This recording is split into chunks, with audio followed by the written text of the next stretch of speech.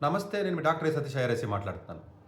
So, కొన్ని entrance examination సంబంధించి 12థ్ class పిల్లలకు సంబంధించి కొన్ని వీడియోస్ నేను ఆల్రెడీ చేయడం జరిగింది. ఐఎస్ఐ గాని లేకపోతే ఇలాంటి మేజర్‌గా ఉన్నటువంటి కొంచెం బెటర్ ఎగ్జామ్స్ ఏవైతే ఉంటాయో అవన్నీ కూడా నేను చేయడానికి ప్రయత్నం చేస్తున్నాను. కొన్ని ఆల్రెడీ చేయడం జరిగింది. ఈవెన్ అలీగఢ్ ముస్లిం యూనివర్సిటీ అని ఇట్లాంటివన్నీ కూడా. సో, దానిలో భాగంగా కామిడ్‌కే ఎగ్జామ్ ఏదైతే మనకుంటుందో కర్ణాటకలో ఉన్నటువంటి ఈ ఒక ప్రైవేట్ ఇంజినీరింగ్ కాలేజ్‌కి సంబంధించినటువంటిది ఒక అసోసియేషన్ ఏదైతే మనకి మనకి ఎప్పుడో లాంగ్ బ్యాక్ ఇప్పుడు 2004, 2005లో మనకు ఆల్మోస్ట్ ఒక 20 ఏళ్ల క్రితం స్టార్ట్ అయినటువంటిది ఏదైతే ఉంటుందో, సో అది ఎగ్జామ్ ఇనీషియల్‌గా మంచి పాపులర్ ఎగ్జామేనండి. ఇప్పుడు అంత పాపులారిటీ లేనప్పటికీ ఎందుకంటేనంటే పాపులారిటీ అన్న మాట ఎందుకు వాడినంటేనంటే అప్పుడు మెడికల్ కూడా నీట్ ఉండేది కాదు కాబట్టి నీటు అవన్నీ కలిపి అప్పుడు ఉండేదండి. అంటే consortium of medical engineering and dental colleges of Karnataka అని ఉంటుందండి. కామెట్ అంటే మీనింగ్ అది యాక్చువల్‌గా అందులోనే డెంటల్, మెడికల్ అన్నీ ఉన్నాయండి యాక్చువల్‌గా. సో, అది పెట్టడానికి గల మెయిన్ ఇదేంటంటే అటానమస్ ఇన్‌స్టిట్యూట్ అండి. ప్రైవేట్ ఏదైతే ప్రొఫెషనల్ కాలేజెస్ ఏదైతే మీకు అసోసియేషన్స్ ఉన్నాయో, ఈ అసోసియేషన్స్‌కి సంబంధించినటువంటిది కేపీసీఎఫ్ అని ఏదైతే ఉంటుందో, కర్ణాటక ప్రొఫెషనల్ కాలేజ్ ఫౌండేషన్ ఏదైతే ఉంటుందో వాళ్ళు కానివ్వండి, Karnataka unaided private engineering college ఏదైతే మీకు అక్రిడేషన్స్ ఏవైతే ఉంటాయో, వీళ్ళ కలిపి సంయుక్తంగా తయారు చేసుకున్నటువంటి ఒక కన్సార్టియం అంటది కామెట్‌కి అనేది.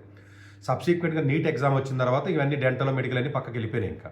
ఇంజినీరింగ్ మిగిలింది. ఆఫ్‌కోర్స్ ఆర్కిటెక్చర్ కూడా ఇప్పుడు దీని ద్వారానే ఇవ్వడం జరుగుతుంది. అగ్రికల్చర్ కూడా పెద్దగా అంతేమీ లేదండి. ఎందుకంటే ఇప్పుడు మాక్సిమం మీకు అగ్రికల్చరల్ ఇది కూడా దానికి సెపరేట్‌గా ఇప్పుడు చూడండి ఆర్కిటెక్చర్ కూడా నాటా కంపల్సరీ క్వాలిఫై అవ్వాలి అని కండిషన్ ఏదైతే మనకు పెట్టారో పెడుతున్నారు. సో ఏంటంటేనంటే వీటికి ఇంపార్టెన్స్ తగ్గిపోతుంది. ఎందుకంటే ఆయా బాడీస్ సెపరేట్ ఎగ్జామినేషన్స్ వాళ్ళు పెట్టుకోవడం వల్ల మిగతా వాటికి ఇప్పుడు చూడండి మీకు ఏదైనా స్ట్రాంగ్ అగ్రికల్చరల్‌గా ఉన్నటువంటి ఐకార్ ఉందనుకోండి దానికి ఇంపార్టెన్స్ వెళ్ళిపోయింది. అందు గురించి ఏంటంటే ఈ యొక్క కామెట్‌గా ఎగ్జామ్‌కి ముక్కలు అయిపోయి చివరికి ఇంజినీరింగ్ ఒకటి మనకి మిగిలింది మనకి. సో, ఇంజినీరింగ్ పర్స్పెక్టివ్‌లో జనరల్‌గా ఏదైతే కొంచెం బెటర్ కాలేజెస్ ఉంటాయో, నాన్ లోకల్ స్టూడెంట్స్ ఎవరైతే ఉంటారో వాళ్ళందరూ కూడా ఎగ్జామ్ రాయొచ్చు. దీంట్లో ఏంటంటే కర్ణాటక లోకల్ వాడు కూడా రాయొచ్చు. చాలామంది నాన్ లోకల్ అనుకుంటారు. But all India level exam అండి. బేసికల్‌గా అయితే లోకల్ వాడు కూడా రాయొచ్చు. మరి అదేంటి సార్ లోకల్ వాడు కేసెట్ ఉంది కదా! ఇది ఎందుకు రాయాలి కదా అని అనుకోవచ్చు మీరు. లోకల్ వాళ్ళు కేసెట్ ఉన్నప్పటికీ కూడా కేసెట్ ద్వారా వెళ్తేనేమో ఫీజు 2,00,000, 2,50,000 అలా ఉంటదండి. ప్రైవేట్ కాలేజీల్లో అంటే కాలేజ్ టు కాలేజ్ కొంచెం స్లైట్‌గా మారద్దనుకోండి. బట్ కామెట్‌గా ద్వారా కొంచెం ఫీజు ఎక్కువ ఉంటదండి. ఓ 3,00,000, 4,00,000 లేదా 2,50,000 సంథింగ్ అట్లా ఉంటదండి రఫ్‌గా. సో, అందువల్ల ఏంటంటే చాలామందికి సెకండ్ ఛాన్స్ అనుకోండి. ఒకవేళ కేసెట్ ఎగ్జామ్ రాకపోతే ఈ ఎగ్జామ్ కూడా రాయొచ్చా అంటే రాయొచ్చు. కర్ణాటకలో ఉన్నవాళ్ళకి. చాలామందికి తెలియక మళ్ళీ కన్‌ఫ్యూజ్ అవుతున్నారు. బట్ నాన్ లోకల్ ఎలాగో మన కామెట్‌గా రాస్తాం. కేసెట్ ఎలాగా పక్కన పెట్టండి. మనకి ఎలాగో లోకల్ ఎలిజిబిలిటీ ఉంటది కాబట్టి. ఈ డెడ్‌లైన్ వచ్చేటప్పటికి 16థ్ మార్చ్ ఉంటుందండి. ఎగ్జామ్ వచ్చేటప్పటికి 9థ్ మేలో మనకి ఎగ్జామ్ అనేది మనకి జరుగుతుందండి. ఈ మాక్ టెస్ట్‌లు ఒకసారి మీరు రిజిస్ట్రేషన్ అయిన తర్వాత మాక్ టెస్ట్‌లు ఏవైతే ఉంటాయో మాక్ టెస్ట్‌లో మా ఎగ్జామ్ వెబ్‌సైట్‌లోకెళ్ళి మీరు మాక్ టెస్ట్‌లు కూడా చేసుకునే అవకాశం ఉంటుందండి. 3 సెక్షన్స్ ఉంటాయండి. ఫిజిక్స్ గాని, కెమిస్ట్రీ గాని, మ్యాథ్స్ గాని 60, 60, 60 ఉంటూ 180 ఉంటాయి. 180 క్వెషన్స్ 180 మార్క్స్ కింద ఉంటాయండి మనకి. సో, ఓవరాల్‌గా చూస్తే 200 సిటీలో 400 సెంటర్స్‌లో పెట్టడం జరుగుతుంది. ఆంధ్రప్రదేశ్‌లో కూడా చాలా సెంటర్స్ ఉన్నాయండి. ఒకప్పుడంటే దాని ఇంపార్టెన్స్ ఎక్కువ ఉంది కాబట్టి అంతమంది ఉండేవారు. బట్ ఇప్పుడు కూడా రాస్తున్నారులెండి. రాయకపోవడం అయితే ఏం లేదు గానండి. ఆల్మోస్ట్ 2,00,000, 3,00,000 వరకు కూడా పిల్లలు చాలామంది రాస్తున్నారు. బట్ నేను ఎందుకు దీన్ని అంటే నేనంత పాజిటివ్‌గా చెప్పట్లేదు అనుకోవద్దు. ఎందుకంటే ఇందులో కర్ణాటకలో ప్రైవేట్ కాలేజ్‌లో కొన్ని కాలేజ్‌లు మాత్రమే బెటర్‌గా ఉన్నాయండి. ఇప్పుడంతా టెక్నాలజీ అంతా చాలా శరవేగంగా పెరుగుతుంది. అంతా రీసెర్చ్, ఆర్&డి, ఇంటర్న్‌షిప్స్ లేకపోతే ప్రాజెక్ట్ బేస్డ్ లెర్నింగు లేకపోతే ఫ్యాకల్టీ ప్రొఫైల్స్ యొక్క స్ట్రెంగ్త్ ఇలాంటి వాటికి ఇంపార్టెన్స్ పెరుగుతున్నప్పుడు ఈ స్టేట్ ఇంజినీరింగ్ కాలేజీలకి బాగా డిమాండ్ తగ్గిపోతుందండి యాక్చువల్‌గా మనకి. సో, బట్ స్టిల్ ప్రీమియర్‌గా కొంచెం బెటర్‌గా క్వాలిటీ అందించి బెటర్‌గా ప్లేస్‌మెంట్స్ ఉన్నటువంటి కాలేజెస్ ఏవైతే మనకి కర్ణాటకలో ఉన్నాయో ఆర్‌వీసీఈ గాని, ఎంఎస్ఆర్ఐటీ గాని లేకపోతే సమ్ ఎక్స్‌టెంట్ ఏదన్నా బీఎంఎస్ కాలేజ్ కానివ్వండి, దయానంద సాగర్ కానివ్వండి, ఇట్లాంటివి ఒక 4, 5 కాలేజీలు ఏవైతే ఉంటాయో నిట్టి మీనాక్షి కానివ్వండి, ఇట్లాంటి కాలేజెస్‌లో ఏవైతే ఉంటాయో ఇక్కడ ఎంసెట్ కాలేజీలతో కంపేర్ చేస్తే అక్కడ కొంచెం బెటర్‌గా ఉంటాయి. బట్ ఆర్‌వీసీఈ అయితే కొంచెం డెఫినిట్‌గా బెటర్ కాలేజీ కాబట్టి మీరు వెళ్ళొచ్చు. వాళ్ళు కూడా మళ్ళీ తర్వాత ఆర్‌వీ కాలేజ్ ఆఫ్ ఇంజినీరింగ్ కాకుండా ఆర్‌వీ యూనివర్సిటీ సెపరేట్‌గా పెట్టారు. దానికి కేసెట్ కామెట్‌కి సంబంధం లేదు. అది మామూలుగా ప్రైవేట్ అంటే ఇదంతా కూడా కమర్షియలైజేషనే కదండీ. ఆర్‌వీసీ కూడా ఆర్‌వీ యూనివర్సిటీ పెట్టారు. ఓన్లీ ఆర్‌వీసీలోనే మరి 2 క్యాంపస్‌లు, 3 క్యాంపస్‌లు ఉన్నాయి. ఈవెన్ కోయంబత్తూర్‌లో ఉన్న పీహెచ్‌డీ కాలేజ్ కూడా అంతే. మళ్ళీ పీహెచ్‌డీ యూనివర్సిటీ పెట్టారు. కాలేజీ ఉంటది. సరే వాళ్ళు ఎక్స్‌పాండ్ చేసుకుంటే క్యాంపసెస్ ఎక్స్‌పాండ్ చేస్తున్నారు. తర్వాత డీమ్డ్ యూనివర్సిటీ చేస్తున్నారు. ఒకప్పుడు పీఈఎస్ ఇంజినీరింగ్ కాలేజ్ ఉంది. పీహెచ్‌డీ డీమ్డ్ యూనివర్సిటీ చేసి దాన్ని నాశనం చేశారు. 12 లక్షలు తీసుకుంటే డైరెక్ట్‌గా ఎవడు రోడ్డు మీద ఉన్నాడు ఎవడో వెళ్ళి 12 లక్షలు ఇచ్చి మెరిట్ లేకపోయినా కూడా సీట్ ఇస్తున్నారు. వాళ్ళు కూడా 1500, 2000 మంది కంప్యూటర్ సైన్స్ సీట్లు ఇచ్చేయడం. ఒకప్పుడు ఇంజినీరింగ్ కాలేజ్ ఉన్నప్పుడు దానికి కొంచెం క్రేజీగా అనేది కానీ ఎక్కువగా ఉండేది.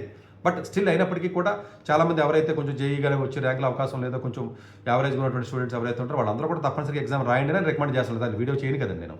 సో, డెఫినిట్‌గా అంటే ఇప్పుడు ఎంసెట్ లేకపోతే ఈ వీడియోలు చేయడానికి పెద్దగా ఎక్కువ ఇష్టపడను. బట్ ఇందులో ఏంటంటే కొంచెం ఆర్‌వీసీ కాలేజీ బాగుంటుందనే ఉద్దేశంతో దీన్ని నేను ఫోకస్డ్‌గా కొంత నేను చెప్పడం జరుగుతుందండి. అంటే ఈవెన్ సీబీఐటీ వీటికి కంపేర్ చేస్తే కొంచెం ఫార్ బెటర్ అండి ఆ పర్స్పెక్టివ్‌లో. ఎందుకంటే బెంగుళూరు కొంచెం సిటీ కాబట్టి ఇంటర్న్‌షిప్స్ అది కొంచెం వచ్చే అవకాశం ఉన్నాయి.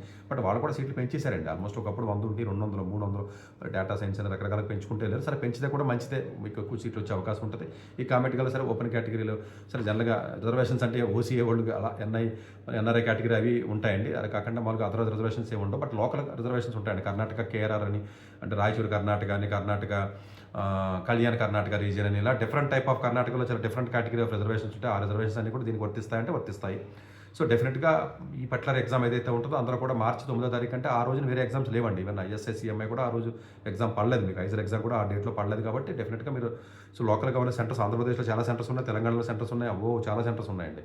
ఆల్మోస్ట్ 200 సిటీలో 400 సెంటర్స్ వరకు కూడా ఉన్నాయి. కాబట్టి మీరు అందరూ కూడా ఎగ్జామ్ రాసి మీరు కౌన్సిలింగ్లో పార్టిసిపేట్ చేయొచ్చు. ఆల్ ఇండియా లెవెల్ కౌన్సిలింగ్గా ఉంటుందండి ఇదంతా కూడా.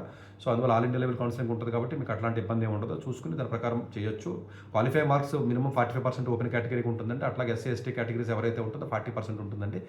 సో జనరల్గా మెరిట్ ఏదైనా స్కాలర్షిప్స్ లాంటివి ఉండవండి, బట్ కంప్లీట్గా మెరిట్ బేస్డే ఉంటుందండి కౌన్సిలింగ్ అంతా కూడా. సో డెఫినెట్గా ఈ ఎగ్జామ్స్ ఎవరైతే కొంచెం యావరేజ్గా చేయి వచ్చే అవకాశం మనకు లేదనుకుంటారో, మరి ఏదో చిన్న చిన్న డీమ్డ్ యూనివర్సిటీస్కో లేకపోతేనేమో ఏదైనా ఎంసెట్ కాలేజీకి వెళ్ళటం కంటే కూడా డెఫినెట్గా ఈ 3 కాలేజీలు దృష్టిలో పెట్టుకుని అయితే మాత్రం 2 కాలేజీలు దృష్టిలో పెట్టుకుని అయితే రాయమని చెప్తాను. బట్ కర్ణాటక కౌన్సిలింగ్లో మీరు వెళ్ళినప్పుడు ఈ 3-4 కాలేజీలు మంచిగా అక్కడ మిగతా కాలేజీకి వెళ్తే బెటర్ అంటే బెటర్ కాదు.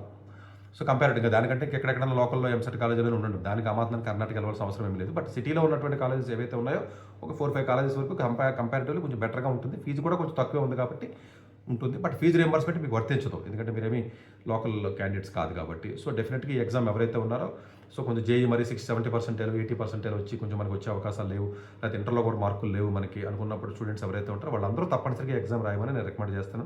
డెఫినెట్గా ఎగ్జామ్ అయితే పెట్టండి. బట్ ఫీజు ఎక్కువ ఉంటుందంటే ఇంకోటి ఏదో గేజ్ అనేది ఒకటి ఉంటుందండి, యూని గేజ్ అని, అది మాత్రం పెట్టకండి. రెండింటికి కలిపి అప్లికేషన్ ఫీజు దొబ్బేస్తున్నారు వీళ్ళు. ఇది అసలు దీనికే 2,000 రూపాయలు ఫీజు పెట్టారండి ప్లస్ యాక్చువల్గాను. సో ఫీజుల ద్వారానే వీళ్ళకి కోట్లలో వస్తాయండి, లక్షల్లో కాదు, 10 crores అండ్ అబోవ్ వస్తుంది. ఇది ఒక పెద్ద స్కామ్ అండి. అన్ని కాలేజీలు అన్ని ఎంట్రన్స్లో పెట్టినట్టుగానే యూనిగేజ్ అంటే డీమ్డ్ కాలేజీలన్నీ ఈ చెత్త కాలేజీలన్నీ కలిపి ఒక ఎగ్జామ్ పేరు పెట్టారు, దాన్ని యూనిగేజ్ అంటారు. దానికి మాత్రం రిజిస్ట్రేషన్ చేయకండి.